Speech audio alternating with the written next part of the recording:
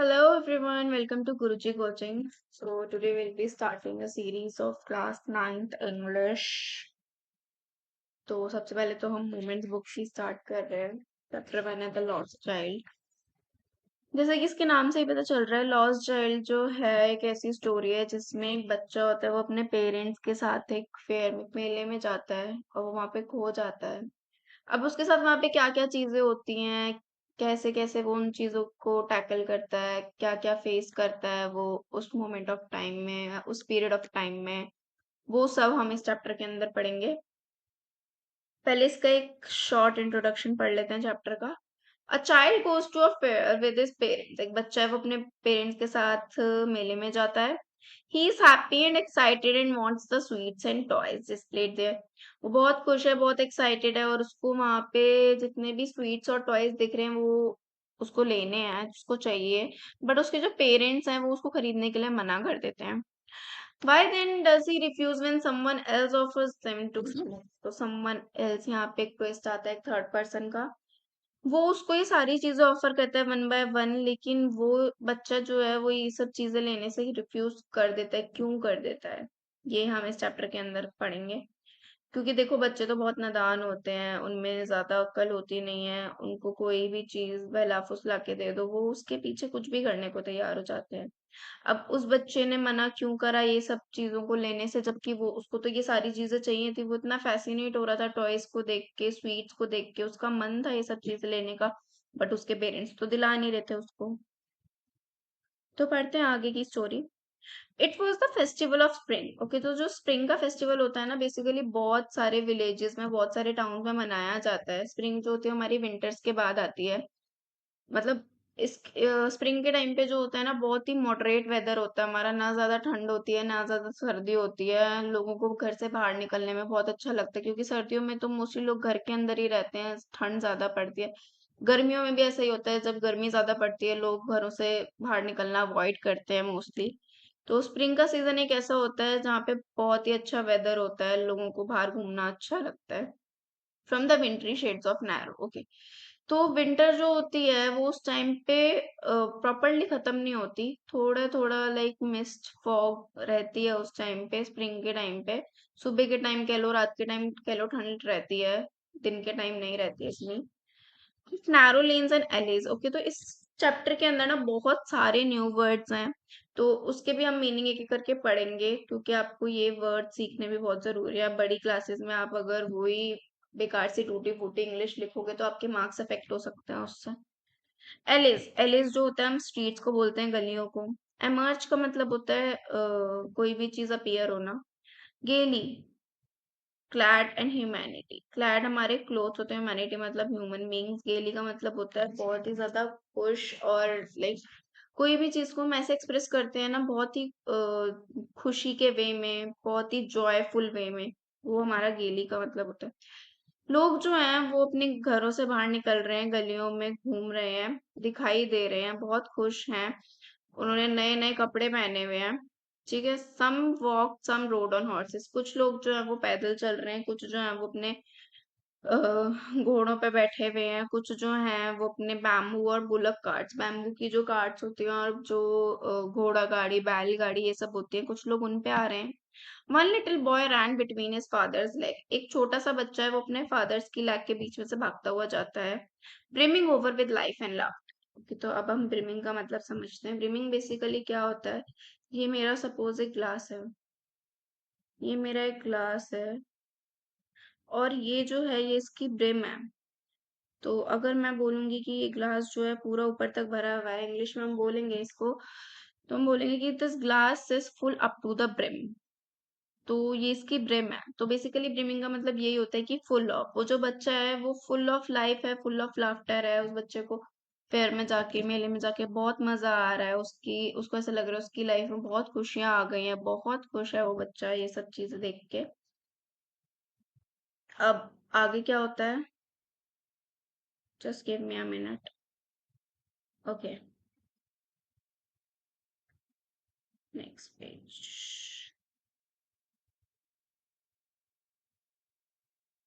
Come, child, come, called his parents as he lagged behind, fascinated by the toys in the shop that line. अब जिस रास्ते से वो जा रहे थे उसके बीच में जितने भी टॉयज की शॉप्स आ रही थी, वो बच्चा उनसे बहुत ज्यादा फैसिनेट हो रहा था और वो बार बार उन अपने पेरेंट्स से पीछे छूटा जा रहा था उनको देखने के चक्कर में। तो उसके पेरेंट्स उसको बार बार बुला रहे थे, बेटा जल्दी आओ, जल्दी जल्दी चलो। He hurried towards his parents, his feet obedient to their call, his eyes still lingering on the receding toys. अब वो जो बच्चा है वो जल्दी जल्दी अपने पेरेंट्स की तरफ जाता है भागता हुआ, उसके जो पैर हैं, उसके जो फीट है ओबीडियंट टू देयर कॉल, वो बिल्कुल अपने पेरेंट्स की कॉल पे ओबीडियंट है, मतलब कि जैसे जैसे उसके पेरेंट्स उसको आवाज लगाते हैं वो उनकी तरफ दौड़ने लगता है, उसके जो पैर है उनकी तरफ भागने लगते हैं बिल्कुल, क्योंकि वो बार बार पीछे छूटे जा रहा है। His I still lingering on the receding toys, receding का मतलब होता है पीछे छूटते हुए। तो जितने भी टॉयज पीछे छूटे जा रहे हैं उसकी आंखें अभी भी वहीं टिकी हुई है कि उसको वो लेने का मन है, वो उसको बहुत ज्यादा फैसिनेट कर रहे हैं। छोटा बच्चा है ऑफ कोर्स, छोटे बच्चों को तो ये सब चीजें, टॉयज, स्वीट्स, चॉकलेट्स, ये सब चीजें बहुत फैसिनेट करती है। As he came to where they had stopped to wait for him, he could not suppress the desire of his heart, even though he well knew the old cold stare of refusal in their eyes. ठीक है, तो उस बच्चे को पता है कि उसके पेरेंट्स उसको नहीं दिलाने वाले ये सब चीजें, लेकिन वो अपने डिजायर को रोक नहीं पा रहा, उसकी जो इच्छा है वो उसको दबा नहीं पा रहा बिल्कुल भी। उसको ये चीजें चाहिए तो चाहिए। मतलब वो बच्चा जो है बहुत कोशिश कर रहा है कि वो ना ले, ये सब चीजें ना बोले अपने पेरेंट्स को लेने के लिए, बट वो इतना ज्यादा बाहर से फैसिनेट हो रहा है उन सब चीजों को देख के कि मुझे तो चाहिए, प्लीज मेरे को दिला दो। बट उसे पता है कि उसको जो कोल्ड स्टेयर मिलेगा अपने पेरेंट्स से रिफ्यूजल का, वो ये चीज अपने पेरेंट्स की आंखों में देख सकता है कि वो उसको एक बार घूरेंगे और वो समझ जाएगा कि उसको ये चीज नहीं लेनी। I want that toy, he plated. उसके बावजूद भी उसने अपने पेरेंट्स को बोला कि प्लीज मुझे ये टॉय दिला दो। His father looked at him red eyed in his familiar tyrant way. His mother melted by the free spirit of the day was tender and giving him her finger to hold. उसके father जो उसको बहुत गुस्से में देखते हैं, उसका उनका जो लुक होता है एकदम एंगर वाला, वो जो है बच्चा जो है उससे बहुत फेमिलियर है, क्योंकि पहले भी ऑफ कोर्स ऐसी चीजें हो चुकी होंगी कि बच्चे को ने कोई जिद करी होगी तो उसके पेरेंट्स ने उसको घूरा होगा इन्हीं आंखों से, या ऐसे एंगर में कुछ बोला होगा, तो वो समझ गया कि ये मुझे ये चीजें नहीं दिलाएंगे। उसकी जो मम्मी है फिर भी उसका साथ देती है, उसको कहती है बेटा मेरी फिंगर पकड़ो, मेरे साथ चलो, देखो सामने तुम्हारे क्या है। It was a flowering mustard field. Flowering mustard field मतलब सरसों का खेत था उधर एक। पेल लाइक मेल्टिंग गोल्ड मतलब वो ऐसे चमक रही थी, ऐसी पेल कलर की थी वो, येलो कलर की, जैसे कि सोना पिघाल दिया हो किसी ने। As it swept across miles and miles of even land, दूर दूर तक वो फील्ड जो थी फैली हुई थी, और इतना सुंदर लग रहा था उसको देख के कि मस्टर्ड फील्ड को देख के कैसा लग रहा था कि सोना किसी ने पिघाल दिया है बहुत अच्छे से, और इतना सुंदर लग रहा है वो नजारा। A group of dragonflies were bustling about on their gaudy purple wings. एक ग्रुप ऑफ ड्रैगन फ्लाइज आपने देखी होंगी वैसे तो। ड्रैगन फ्लाइज जो होती हैं बहुत बड़ी बड़ी होती हैं। They were bustling about on their gaudy purple wheels. Gaudy का मतलब क्या होता है? गॉडी का मतलब होता है शाइनी। तो जो ग्रुप ऑफ ड्रैगन फ्लाइज है वो वहीं पे मंडरा रहे हैं इधर उधर, बसलिंग का मतलब इधर उधर घूम रहे हैं अपने चमकते हुए पर्पल विंग्स के साथ, intercepting the flight of a lone black bee or butterfly in search of sweetness from the flowers. Intercepting का मतलब होता है रुकावट। ठीक है, तो वो जो है बाकी की जो बीज हैं, बटरफ्लाईज, उनके बीच में रुकावट ला रहे हैं क्योंकि उनको फ्लावर्स के अंदर से जो फ्लावर्स का जूस होता है वो पीना है। The child followed them in the air with his gaze, till one of them would still its wings and rest, and he would try to catch it. जो बच्चा है वो उन्हें देख के भी बहुत फैसिनेट हो रहा है, वो उनको घूरे जा रहा है, वो हवा में बस उनको ही देखे जा रहा है जब तक कि कोई एक ड्रैगन फ्लाई रुक नहीं जाती। अपने उसके जो विंग्स हैं वो स्टिल नहीं हो जाते, बिल्कुल उड़ने से रुक नहीं जाती, वो तब तक उनको घूरता रहता है कि जैसे ही वो रुके और वो उनको पकड़ ले, try to catch it. But it would go fluttering, flapping up into the air when he had almost caught it in his hands. But जैसे ही वो पकड़ने की कोशिश करता है वो दोबारा से उड़ने लगती हैं। फ्लटरिंग एंड फ्लैपिंग मतलब वही बार बार उनके पंख फड़फड़ाने लगते हैं, उड़ने लग जाती हैं वो हवा में, क्योंकि उनको पता लग जाता है। ऑफ कोर्स आप किसी मक्खी को पकड़ने की कोशिश करोगे, आप नहीं पकड़ पाओगे, वो मिनट से पहले मतलब with in seconds, nano second समझ जाती हैं कि उनके आसपास कोई हलचल हो रही है। Okay. Then his mother gave a cautionary call. Come child, come on to the footpath. उसकी मम्मी उसको फिर एक कॉशन का मतलब आप लोगों को पता ही है कि एक चेतावनी सी देती है, बोलती है कि बेटा फुटपाथ पे चलो. He ran towards his parents gaily and walked abreast of them for a while. Being, however, soon left behind, attracted by the little insects and worm along the footpath. Okay, तो वो अपने parents की तरफ भागता हुआ जाता है फिर से, और उनके साथ अपने मतलब बिल्कुल कोने पे, उनके साथ साथ ही फुटपाथ के कोने पे चल रहा होता है. बीइंग हाउएवर सून लेफ्ट बिहाइंड, वो फिर से बार बार पीछे छूट रहा होता है, क्योंकि अब उसको क्या अट्रैक्ट कर रहा होता है, छोटे छोटे इंसेक्ट्स और मॉम्स जो फुटपाथ के साइड में है. इंसेक्ट्स वही कीड़े मकोड़े जो हैं फुटपाथ के साइड में, वो उसको अट्रैक्ट कर रहे हैं. They were teeming out from their hiding places to enjoy the sunshine. वो लोग बाहर आ रहे हैं, बाहर झांक रहे हैं, जो सन निकला है उसको एंजॉय करने के लिए. कोर्स विंटर्स का टाइम था, खत्म हुआ है, तो सारे एनिमल्स भी बाहर निकलते हैं. Now let's come to the next page. Let me erase this first.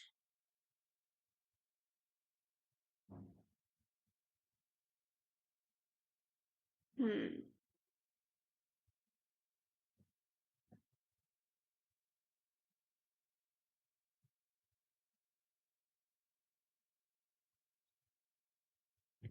Come child come, his parents called from the shade of a grove. Grove क्या होता है बेसिकली, उपवन को बोलते हैं. मतलब ना ज्यादा बड़ा गार्डन होता है, मतलब ना ज्यादा बड़ा पार्क होता है, एक छोटा सा एरिया होता है जहाँ पे बहुत सारे ट्रीज वगैरह लगे होते हैं. उसके पेरेंट्स उसको वहां से बुला रहे हैं. वो वहां पे थोड़ी देर के लिए बैठ गए हैं, एक दीवार का सहारा लेके, और वो भागता हुआ उनके पास जाता है. A shower of young flower fell upon the child as he entered the grove. जैसे ही वो पेड़ के नीचे जाता है, एक बहुत सारे फ्लावर्स होते हैं, ग्रुप ऑफ यंग फ्लावर्स जो होते हैं ना, वो उसके ऊपर गिर जाते हैं, मतलब बहुत सारे फूल उसके ऊपर आके गिरते हैं. Forgetting his parents, he begin to gather the raining petals in his hand. अब वो अपने पेरेंट्स को दोबारा से भूल जाता है, और वो फूल इकट्ठे करने लगता है, उनकी पत्तियां इकट्ठे करने लगता है. But Lou, he heard the cooing of doves and ran towards his parents, shouting, "The dove, the dove!" The raining petals dropped from his forgotten hands. अब वो एक और चीज से फैसिनेट हो जाता है. वहां पे उसको डॉग्स दिखते हैं, वो उनको देख के बहुत ज्यादा फैसिनेट हो जाता है, और वो अपने पेरेंट्स को छोड़ के वहां से दोबारा से उन पेटल्स को भी छोड़ के भाग जाता है. Come, child, come, they called to the child who had now gone running in wild capers. Okay, तो उसके पेरेंट्स जो हैं बच्चे के, उसको बुला रहे हैं, जो कि खुश होता हुआ. केपर्स का मतलब ये बहुत ज्यादा एक्साइटेड और झूमता हुआ, एकदम अपनी ही धुन में घूम घूम गया है वो, और उसके बनियन ट्री के आसपास घूमे जा रहा है. तो वो उसको बुला रहे हैं, जो कि भाग के बनियन ट्री के पास चला गया है. वहां पे वो बहुत खुशी से इधर उधर घूमे जा रहा है. And gathering him up, they looked the narrow winding footpath which lead to the fair through the mustard. और वो उसको उठाते हैं, और उसको एक नैरो विंडिंग फुटपाथ की तरफ से होते हुए, फुटपाथ से होते हुए लाइक वो क्रॉस करते हैं पहले मस्टर्ड फील्ड को, और वो फेयर की तरफ चले जाते हैं. केपर्स का मतलब यहाँ पे मैंने बता दिया, जैसे कि वो बहुत ही ज्यादा हैप्पी है, बहुत ज्यादा जॉयफुल है, वो बहुत एंजॉय कर रहा है चीजों को. विंडिंग फुटपाथ होता है घुमावदार, मतलब जहाँ पे बहुत ज्यादा कर्व्स होते हैं, जिस फुटपाथ पे बहुत सारे कर्व्स होते हैं उसको हम विंडिंग फुटपाथ बोलते हैं. वहां से होते हुए वो मस्टर्ड फील्ड से होते हुए वो फेयर की तरफ जा रहे हैं, मेले की तरफ जा रहे हैं. नेक्स्ट.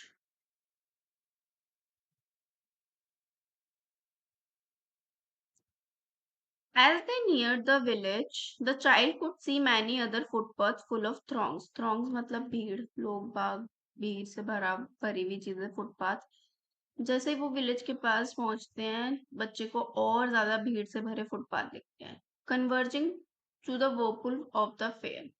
ओके, कन्वर्जिंग मतलब इकट्ठा होना.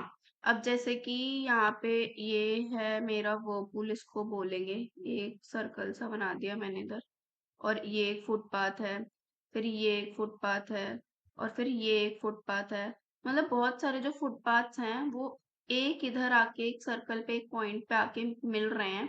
उसको बोलते हैं वर्पूल ऑफ द फेयर, मतलब centre point of the fair. Okay. And felt at once repelled and fascinated by the confusion of the world he was entering. तो वो पीछे हट जाता है उस जगह से, तो वो बहुत कंफ्यूज हो जाता है, बहुत ज्यादा। मतलब उसको ऐसा लगने लगता है यहाँ तो बहुत ज्यादा भीड़ है, डर सा जाता है वो थोड़ा सा इतनी भीड़ को देख के, क्योंकि वो पहले कभी ऐसी भीड़ भाड़ वाली जगह में नहीं गया होगा। Sweetmeat seller hawk, sweetmeat का यहाँ पे मतलब है एक मिठाई वाला जो है, वो ऐसे हॉक हॉक मतलब ऐसे चिल्ला रहा है, गुलाब जामुन, रसगुल्ले, बर्फी, जलेबी, जो कि एंट्रेंस के कॉर्नर पे बैठा है, और वहां पे बहुत सारी क्राउड है उसके काउंटर पे। और वहां बहुत सारे कलर की, डिफरेंट डिफरेंट कलर की मिठाइयां रखी, उनका एक आर्किटेक्चर बना हुआ है, जैसे कि कोई पहाड़ सा बना हुआ है, ऐसे रख देते हैं ना एक एक शेप में बना के चीजों को। तो ऐसा सा एक आर्किटेक्चर रखा हुआ है जो कि डेकोरेटेड है सिल्वर और गोल्डन कलर की लीव्स से। The child stared open-eyed and his mouth watered for the burfi that was his favorite sweet. तो जो बच्चा होता है वो उनको खुली आंखों से घूरता रहता है, उसके मुंह में पानी आ जाता है, क्योंकि उसको जो बर्फी बहुत पसंद है वो उसको वहां पे दिख जाती है। I want that barfi, he slowly murmured. धीरे धीरे से वो अपने मन में ही बोलता है कि मुझे वो बर्फी खानी है। But he half knew as he packed that his plea would not be heeded. Heeded मतलब उसकी जो इच्छा है उसको उसके पेरेंट्स जो है वो इग्नोर करेंगे। ऑफ कोर्स वो अपने मन में ये बात पहले से ही सोच लेता है कि वो कुछ भी बोलेगा उसके पेरेंट्स उसको नहीं दिलाएंगे वो। ठीक है। Because his parents would say he was greedy, मतलब उसके पेरेंट्स बोलेंगे तुम बहुत लालची हो, तुम्हें तो कोई भी चीज देख के यही लग रहा है कि मुझे दिला दो, मेरे को कैसे भी दिला दो बस। So without waiting for an answer he move on, तो वो बिना पूछे ही आगे मूव ऑन कर जाता है कि चलो, मेरे को तो पता ही है मेरे पेरेंट्स मुझे नहीं दिलाएंगे ये चीज। A flower seller hawked, big फूल वाला होता है, वो चिल्ला रहा होता है, a garland of gulmohar. Garland जो होता है, माला, माला को बोलते हैं गार्लैंड। गुलमोहर हमारा एक ऑरेंज रेड कलर का पेड़ होता है, उसकी माला, उस पे जो फूल लगते हैं ना, मतलब ऑरेंज और रेड कलर के फूल लगते हैं एक पेड़ पे, उसको हम गुलमोहर बोलते हैं। जो आदमी, जो हॉकर है, वो गार्लैंड मतलब माला बेच रहा है उन फूलों की। A garland of Gulmohar. The child seemed irresistibly drawn. अब वो जो बच्चा है उसको देख के बिल्कुल खुद को नहीं रोक पाता, वो उसकी तरफ जाता है जहां पे जो उसकी बास्केट है, फ्लावर्स ले हीप्ड। मतलब हीप्ड का मतलब क्या होता है, फुल ऑफ है, मतलब उसके जो फ्लावर्स हैं पूरे एकदम टॉप तक भरे हुए हैं। एंड हाफ मर्मर्ड, और वो धीरे धीरे बोलता है मेरे को ये माला चाहिए, but he well knew his parents would refuse to buy him those flowers because they would say that they were cheap. तो वो उसको पता होता है कि उसके पेरेंट्स उसको ये भी नहीं दिलाएंगे, क्योंकि वो यही बोलेंगे कि ये बहुत महंगी है। तो without waiting for the answer he move on, अब वो आगे बढ़ जाता है उनको भी छोड़ के। A man stood holding a pole with yellow, red, green and purple balloons flying from. अब एक उसको आदमी दिखता है जो कि एक पोल, पोल मतलब एक डंडा सा है, उस पे उसने येलो, रेड, ग्रीन और पर्पल कलर के बलून्स बांध रखे हैं जो कि हवा की तरफ उड़ रहे हैं। The child was simply carried away by the rainbow glory of their silken colors, and he was filled with an overwhelming desire to possess them all. अब वो बच्चा उनको देख के भी इतना ज्यादा फैसिनेट हो जाता है, उसको जो कलर्स होते हैं ना, वो रेनबो कलर्स जो होते हैं, और बलून्स उसको इतने सिल्की सिल्की कलर्स जो होते हैं वो बहुत ज्यादा फैसिनेट करते हैं। और वो उनको देख के बहुत ओवरवेलम हो जाता है, मतलब उसकी इच्छा और बढ़ जाती है इस बलून्स को लेने की। बट उसको फिर से पता है उसके पेरेंट्स उसको नहीं दिला के देंगे।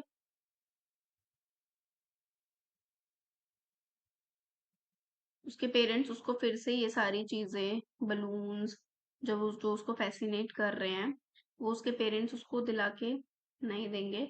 इसलिए वो क्या करता है,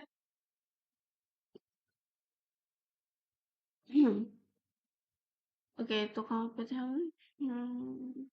तो उसके पेरेंट्स जो हैं वो उसको मना कर देंगे ये दिलाने से। वो यही सोच के बैठा है हर चीज को लेके।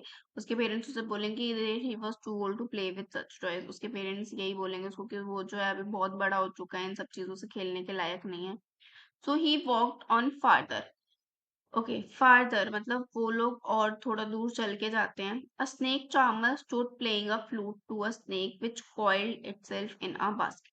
अब एक सांप वाला होता है जो कि अपनी फ्लूट से स्नेक को प्ले कर रहा, मतलब अपनी फ्लूट जो है वो स्नेक के आसपास प्ले कर रहा होता है, जो कि स्नेक जो है वो अपनी बास्केट के अंदर एक कॉइल की तरह ऐसे रोल रोल होके बैठा होता है। It head raised in a graceful bend like the neck of a swan. एक बिल्कुल स्वान की तरह उसकी जो नेक होती है ऊपर उठती है। while the music stole it into visible ears like the gentle rippling of an invisible water। जैसे ही उसके कानों में आवाज पड़ती है वो एकदम पानी की तरह, जैसे पानी बहता है ऐसे ही वो स्नेक धीरे धीरे ऊपर उठता है। The child went towards the snake charmer. अब जो बच्चा होता है वो स्नेक चार्मर की तरफ जाता है, but knowing his parents had forbidden him to hear such coarse music as the snake charmer played, he proceeded part. जो बच्चा होता है वो स्नेक चार्मर की तरफ बढ़ता हुआ जाता है। वो पता है कि उसके पेरेंट्स जो उसको ऐसा म्यूजिक नहीं सुनने देंगे, तो वो आगे बढ़ जाता है। There was a roundabout in full swing. Men, women and children carried way in a whirling motion. Okay, तो राउंड क्या होता है? आप लोगों ने देखा होगा बहुत सारे मेलों में होता है, जैसे घोड़े होते हैं वो एक ही सर्कल में सर्कुलर मोशन में घूम रहे होते हैं। वर्लिंग मोशन वही circular motion. Shrieked and cried with dizzy laughter. कुछ बच्चे जो हैं वो डर रहे हैं और हंस रहे हैं, डर के हंस रहे हैं। तो वो जो झूला है उसपे मेन है, वुमेन है, चिल्ड्रन है, बैठ के जो झूले झूल रहे हैं, प्लस उनके मिक्स्ड इमोशंस आ रहे हैं सबके। The child watch them intently. Okay, तो जो बच्चा उनको घूरता रहता है and then he made a bold request. वो अपने पेरेंट्स से बहुत ज्यादा रिक्वेस्ट करता है कि मुझे प्लीज इस झूले पे बिठा दो, मेरे को बहुत मन है झूलने का।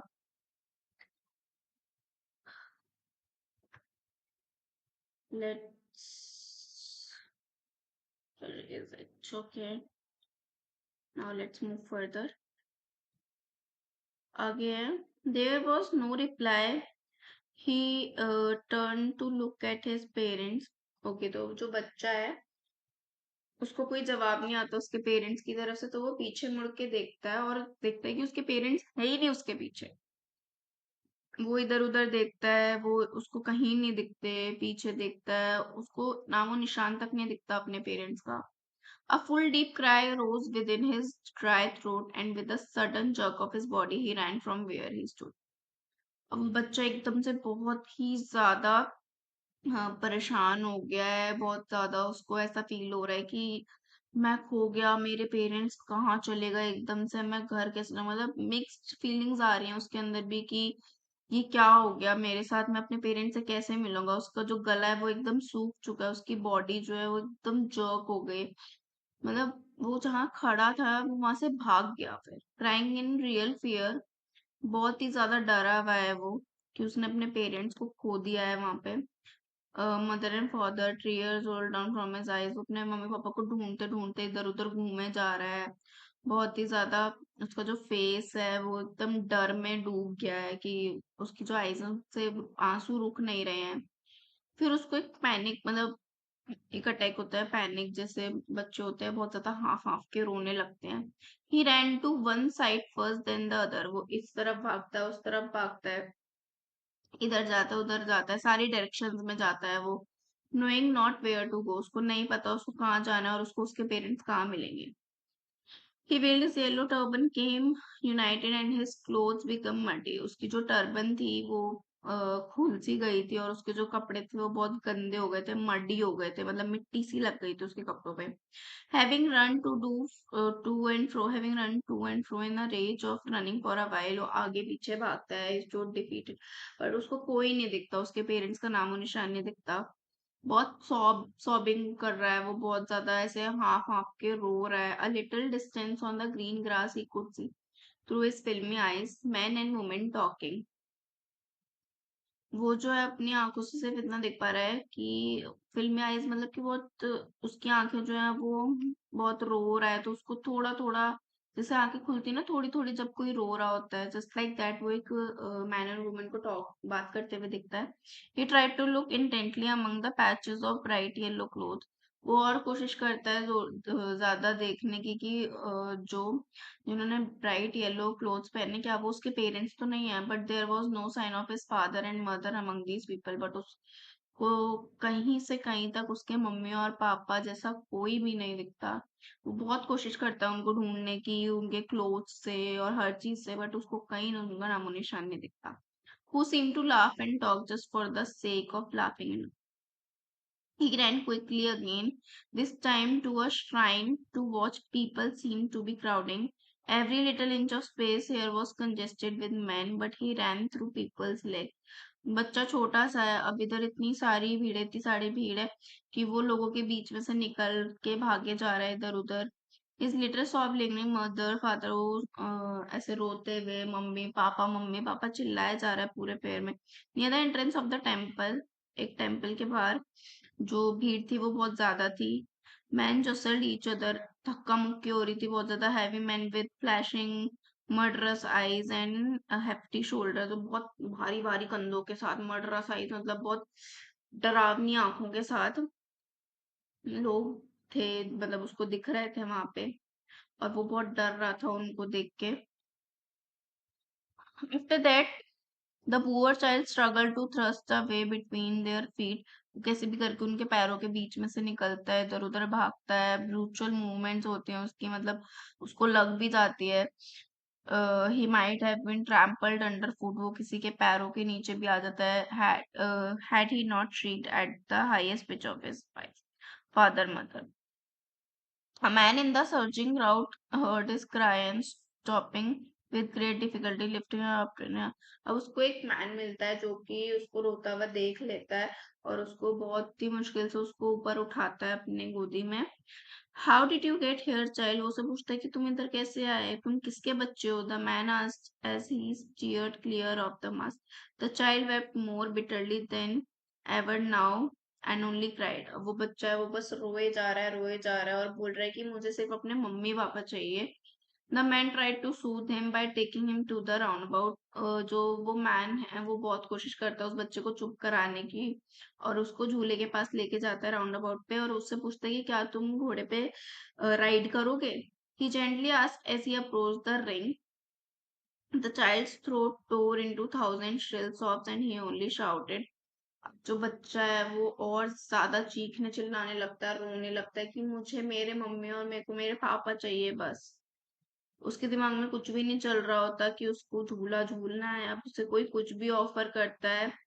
लाइक इस सीन में जो शो हो रहा है, ये मैन उससे पूछ रहा है कि तुम झूला झूलोगे ये वो, तो वो रोते रोते बस यही बोलता है कि मुझे मेरे मम्मी पापा चाहिए बस। The man headed towards a place where the snake charmer still played on the flute to the saving cobra। Listen to that nice music child। अब जो वो मैन है वो उसको अगेन से स्नेक चार्मर के पास लेके जाता है जो वहां पे बीन बजा रहा होता है, और वो उस बच्चे को बोलता है कि तुम इसके म्यूजिक को सुनो, ये देखो कितना अच्छा म्यूजिक है। लेकिन जो बच्चा है वो अपने कान बंद कर लेता है अपनी फिंगर से, और ज्यादा चिल्ला के बोलता है कि मुझे मेरी मम्मी और मेरे को मेरे पापा चाहिए, मुझे उनके पास जाना है। The man took him near the balloons, वो उसको बलून्स के पास लेके जाता है। उसको लगता है कि वो उससे डिस्ट्रैक्ट होगा और रोना बंद कर देगा। बट वो उससे पूछता है कि would you like a rainbow coloured balloon, क्या तुम्हें एक रेनबो कलर का बलून चाहिए। He persuasively asked। The child turned his eyes from the flying balloons and just saw। वो उनसे भी आंखें फेर लेता है अपनी बलून से भी, और बोलता है नहीं, मुझे मेरे सिर्फ मम्मी और पापा के पास जाना है, मुझे उनके पास छोड़ दो। The man still trying to make the child happy. वो जो आदमी है वो और कोशिश करता है उस बच्चे को खुश करने की। Boring to the gate where the flower seller set. फिर वो उसको फ्लावर सेलर्स के पास लेके जाता है और उसको बोलते हैं कि या तुम्हें इतनी अच्छी फ्लावर्स की खुशबू आ रही है बेटा, would you like a garland to put around your neck, क्या तुम एक माला पहनना चाहोगे अपने गले में। तो जो बच्चा है वो अपनी नाक को उस बास्केट के पास से फेर लेता है कि मतलब मेरे को ये फ्लावर्स जो है नहीं चाहिए, और वो एक ही बात को रिट्रेटेड रिट्रेटेड मतलब होता है दोहराना, बार बार एक ही चीज बोलता है रोते हुए कि मुझे मेरे पेरेंट्स चाहिए, मुझे मेरा फादर और मेरे को मेरी मदर चाहिए. Thinking to humor is disconsolate, charged by a gift of sweets. The man took him to the counter of the sweet shop. अब उसमें जो आदमी है वो सोचता है कि हो सकता है कि अगर मैं इसको एक गिफ्ट दूं, स्वीट्स दूं या कुछ दूं, तो ये अ, उसका माइंड डाइवर्ट हो और वो चुप होए थोड़ा. द मैन टू तो वो जो मैन है वो उसको स्वीट शॉप पे लेके जाता है. But sweets would you like child, उससे पूछता है कि तुम्हें कौन सी स्वीट पसंद है. ही asked the child, turned his face from the sweet shop and only sobbed, I want my mother and I want my father. तो जो बच्चा है वो वहां से भी फेर लेता है और बोलता है कि मुझे सिर्फ मेरे मम्मी पापा चाहिए, मेरे को प्लीज उनसे मिलवा दो. और वो रोता रहता है, चुप होने का नाम ही नहीं लेता.